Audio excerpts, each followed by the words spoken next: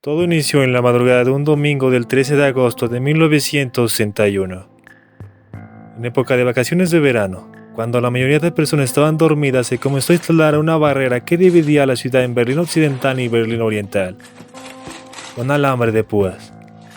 En algunas partes habían colocado ladrillos de hormigón reforzados con elevaciones verticales de hierro que sostenían ese alambrado. Aquella construcción no era la mejor, y todo indicaba que fue producto de la improvisación. Ya en la mañana de ese mismo domingo, decenas de personas se acercaban a aquel muro con vigilancia militar, curiosas, confundidas y hasta temerosas, preguntándose por qué ese alambrado. Muchos no conservaron la calma, protestaron, se percibía un ambiente hostil, era noticia mundial. Aquella valla era el comienzo de una frontera bien delimitada, e impedía el cruce de personas de la Berlín comunista a la Berlín capitalista. No solo fue la separación de la ciudad, también hijos, padres, hermanos, familias, amigos, fueron forzados a no volverse a ver, y si intentaban cruzar eran amenazados a muerte. Muchos de ellos nunca se volvieron a encontrar, muriendo antes de la caída de aquel infame obstáculo en 1989. Al final de la Segunda Guerra Mundial y con la victoria de los aliados, Alemania fue dividida en dos zonas de ocupación: la Alemania Federal, también llamada Occidental, conformada por el Reino Unido, Francia y Estados Unidos, y la Alemania Democrática o Alemania Oriental, integrada por la Unión Soviética. Sin embargo, la capital Berlín se encontraba en territorio de los soviéticos. Se llegó al acuerdo que también esta ciudad tenía que ser dividida. En los primeros años todo marchaba bien según lo acordado, pero fue a finales de los años 50 que iniciaron las tensiones y en plena Guerra Fría.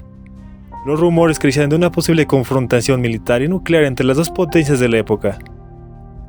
Los Estados Unidos se rehusaban a abandonar aquella ciudad, y los soviéticos mostraban inconformidad.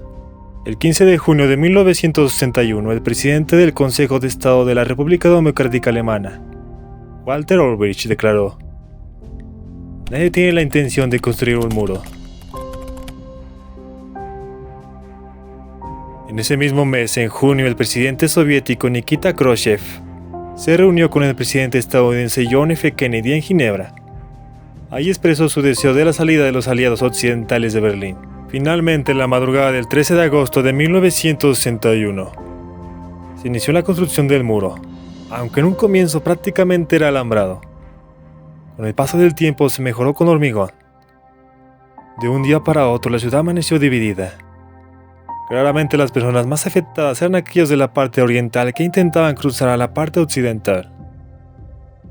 La noche del 13 de agosto, el alcalde Willy Brandt declaró ante la Cámara de Diputados lo siguiente: "El Senado de Berlín acusa ante la comunidad mundial las medidas ilegales e inhumanas practicadas por aquellos que están dividiendo a Alemania, oprimiendo a Berlín Oriental y amenazando a Berlín Occidental".